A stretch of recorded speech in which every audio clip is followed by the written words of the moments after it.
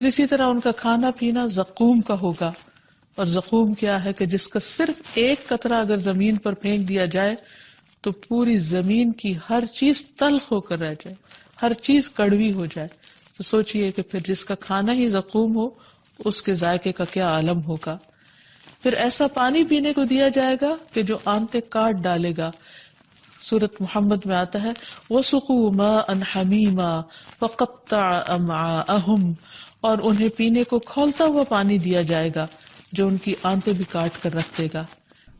اہل جہنم کے لیے آگ کا اوڑھنا بچھونا ہوگا.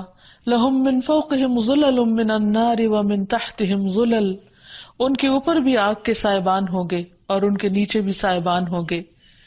سب سے ہلکا عذاب اس شخص کو دیا جائے گا جس کے پاؤں میں آگ کے جوتے ہوں گے اور اس کا دماغ اس طرح ابل رہا ہوگا جیسے ہنڈیا ابلتی ہے.